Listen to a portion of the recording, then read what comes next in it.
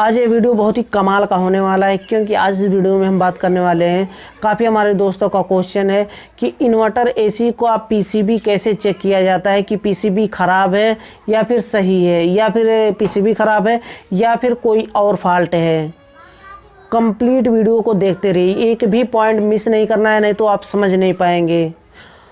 आज हम बात करेंगे वन बाय वन करके, एक एक करके आज हम समझेंगे पीसीबी को कैसे चेक किया जाता है इन्वर्टर एयर कंडीशनर का। और उससे पहले मैं हमेशा की तरह बताना चाहूँगा कि अगर आपने अभी तक हमारे इस11 टेक चैनल को सब्सक्राइब नहीं किया है तो नीचे लाल कलर का सब्सक्राइब का बटन है, उसे दबाकर सब्सक्राइब कर लें और बेल आइकन को प्रेस कर दें ताकि हमारे आने वाले न्यू वीडियो की नोटिफिकेशन आपको सबसे पहले मिल सके। क्योंकि दोस्तों हम आपके लिए ऐसे यूजफुल वीडियो हमेशा लेकर के आते रहते हैं। तो चलिए वन बाई वन करके सीखते हैं कि कैसे चेक किया जाता है पीसीबी को। तो ये है हमारे पास इन्वर्टर एसी का इंडोर, जो कि हम पीसीबी स्टेप बाय स्टेप हम चेक करने वाले हैं। जैसे कि मानिए कि कभी कभी होता है कम्युनिकेशन का एरर होता है, कभी कभी होता है कि आउटपुट सप्लाई पीसीबी नहीं देता है, या फिर इनडोर के पीसीबी में क्या फॉल्ट होता है, या फिर आउटडोर के पीसीबी में क्या फॉल्ट होता है। स्टेप बाय स्टेप हम समझेंगे। ज़्यादातर फॉल्ट क्या होता है, कम्युनिकेशन वायर का होता है, उसे हम कैसे टेस्ट करेंगे, वो भी क्लैम की मदद से कैसे हम टेस्ट करेंगे। तो क्लैम में हमें सबसे पहले 220 की करंट को एसी वोल्ट पर पहले सेट करना है। एसी वोल्ट पर पहले हम न्यूट्रल और लाइन को टेस्ट करेंगे कि आउटपुट दे रहा है कि नहीं। उसके बाद जो हमारा सिग्नल वायर होता है, कम्युनिकेशन वायर होता है, उसे हम चेक करेंगे। एक पॉइंट को हम रखेंगे न्यूट्रल पर और एक को रखेंगे लाइन पर, जो कि हमारा पॉजिटिव नेगेटिव होता है। जो रेड वाला है वो हमारा पॉजिटिव है और नेगेटिव है हमारा ब्लैक वाला। हमारा यहाँ पर करंट दे रहा है, आप देख सकते हैं जितना 220 का करंट देना चाहिए, जितना सप्लाई दे रहा है 240 वोल्ट के आसपास, वो सप्लाई यहाँ पे दे रहा है। यानी कि आउटपुट सप्लाई न्यूट्रल और लाइन जो दे रहा है आउटपुट के लिए वो सही है। अब नेक्स्ट हम चेक करेंगे एक हमारा न्यूट्रल पर। देखिए यहाँ पर समझने वाली बात है, यहाँ पर एक सप्लाई ये मेन पॉइंट होता है, यहाँ ये मेन पॉइंट होता है, इसे समझना बहुत ज़रूरी होता है। क्योंकि जो डीसी सब जो हम कम्युनिकेशन वायर की चेकिंग कर रहे होते हैं, जो कम्युनिकेशन जो आउटडोर के लिए जाता है, उसे चेक करने के लिए कंप्लीट आप अपने दिमाग में रख लीजिए कि किस तरह से चेक किया जाता है। जो कम्युनिकेशन वायर के लिए चेक ऐसा नहीं है कि जो आपने जिस तरह से न्यूट्रल और लाइन आपने एसी बोल्ट पर रख करके एसी पॉइंट पर रख कर जिस तरह से क्लाइमेटर में चेक करते हैं, एसी लाइन 220 का करंट जिस तरह से चेक करते हैं, उस तरह से बिल्कुल भी नहीं चेक करना होता है। इसलिए समझने वाली पॉइंट है ये। इसके लिए डीसी डीसी पर हमें सेट करना होगा, क्योंकि यहाँ पर डीसी करंट हमें चेक करना होता है। जो कम्युनिकेशन वायर की सप्लाई हम चेक करते हैं वो डीसी में होता है। तो सबसे पहले हम रेंज को सेट करेंगे, जो किलोमीटर के रेंज को सेट करेंगे डीसी पर। और डीसी पर सेट करने के बाद इसका देखिए पॉइंट कैसे कैसे रखना है। एक नेगेटिव पॉइंट न्यूट्रल पर रखेंगे, इस तरह से देखिए, आप ध्यान से देखते रहिए, मैं वीडियो भी प्ले कर रहा हूँ। निगेटिव पर रखेंगे न्यूट्रल और एक पॉजिटिव रखेंगे, जो हमारा कम्युनिकेशन वायर होता है वहाँ पर रखेंगे।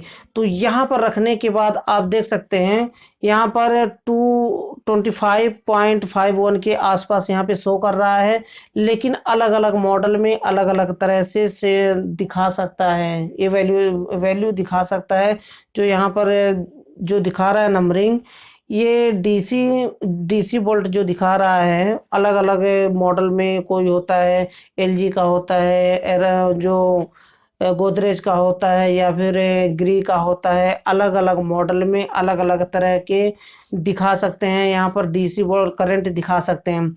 लेकिन यहाँ पर ध्यान क्या रखना है, आप यहाँ पे देख सकते हैं जैसे हम चेक कर रहे हैं, क्योंकि यहाँ पर आउटलेट जो यहाँ पर कनेक्शन है यहाँ पर हमने निकाल दिया है। सिर्फ इनपुट जो आउटपुट दे रहा है उसे हम चेक करके यहाँ पर समझ रहे हैं, क्योंकि ये हमारा पार्ट 1 है। Step by step part part करके हम पूरे जो इन्वर्टर एसी और डीसी इन्वर्टर एसी है उसे बारी बारी से हम कंप्लीट समझने वाले हैं।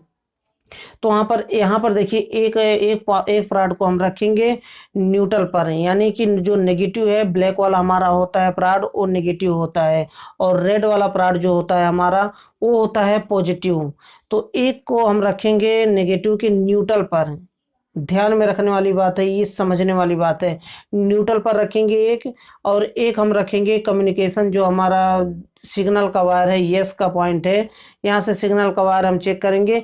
तो यहाँ पर क्या दिखा है, यहाँ पर करंट किस तरह से दिखाना चाहिए, डीसी वोल्टेज जो डीसी पर हमने रख कर के चेक कर रहे हैं, ये किस तरह से दिखाना चाहिए।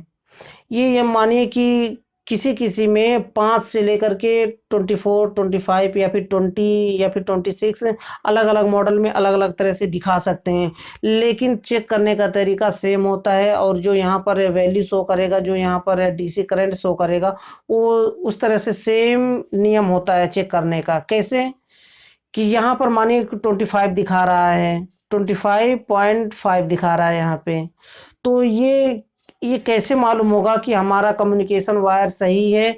और ये जो कम्युनिकेशन वायर है, जो हमारा कम्युनिकेशन वायर काम कर रहा है अच्छी तरह से, क्योंकि सिग्नल वायर इंडोर से लेकर के आउटडोर को भेजता है, आउटडोर से लेकर के इंडोर को भेजता है। सिग्नल वायर काम कैसे करता है, सिग्नल वायर जैसे आपस में इंडोर और आउटडोर दोनों आपस में बात करते हैं, इस तरह से होता है।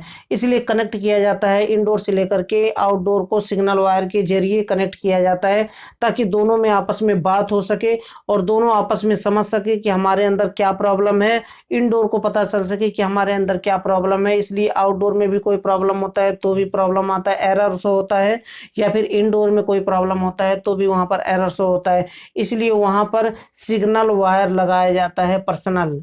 तो इसे चेक करने के लिए देखिए, एक न्यूट्रल पर रखेंगे, एक लाइन पे रखेंगे। तो यहाँ पर देखिए, यहाँ पर चेक करने के बाद क्या हो रहा है, यहाँ पर स्टेबल है, मतलब यहाँ पे रुका हुआ है।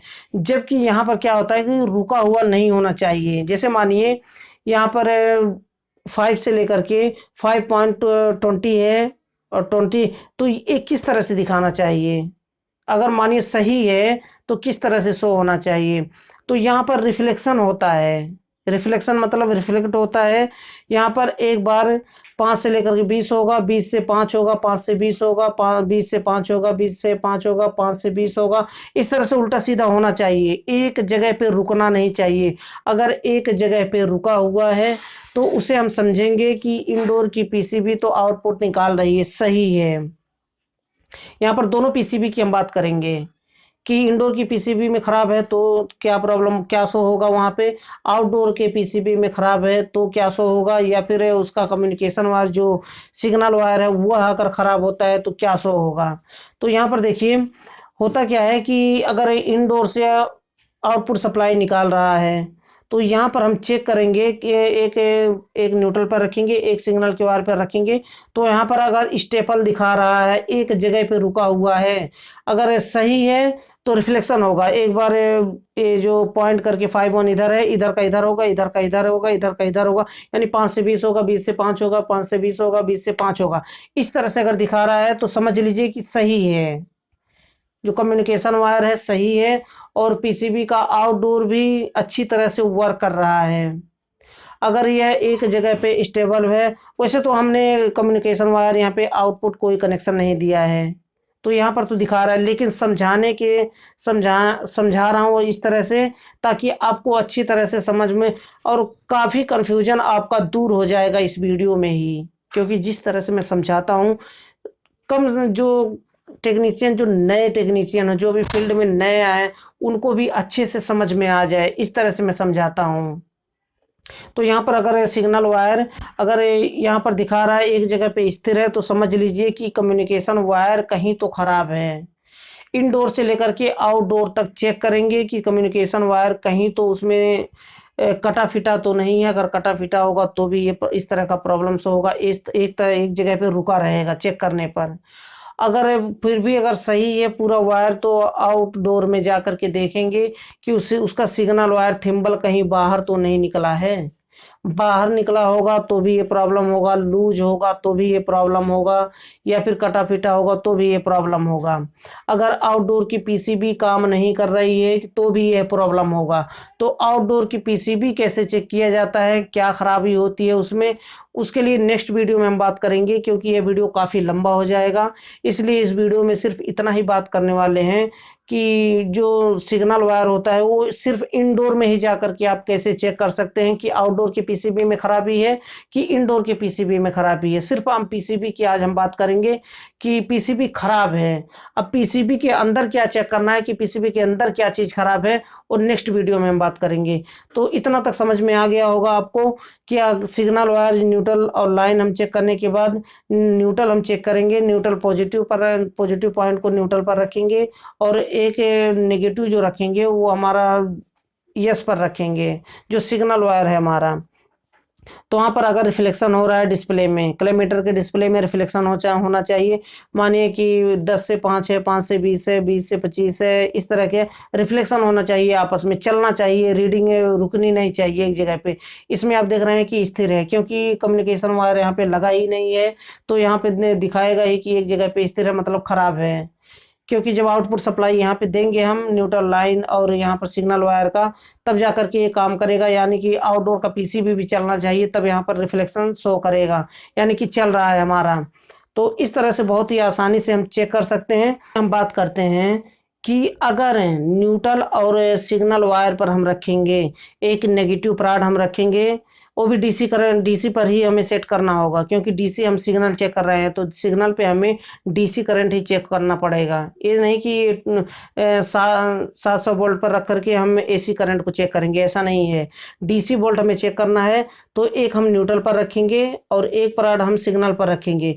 अगर वहाँ पर बिल्कुल 0 शो कर रहा है, कुछ भी शो नहीं कर रहा है, जैसे मानिए कि 25 पर के जाकर के वहाँ पर स्टेबल हो जाता है, स्थिर रहता है, एक जगह पे रुका रहता है, कुछ भी रिफ्लेक्शन नहीं होता है, तो समझ लीजिए कि आउटडोर के पीसीबी में खराबी है। इंडोर आउटपुट कर रहा है लेकिन आउटडोर का पीसीबी वर्क नहीं कर रहा है, तो समझ लीजिए कि आउटडोर के पीसीबी में खराबी है।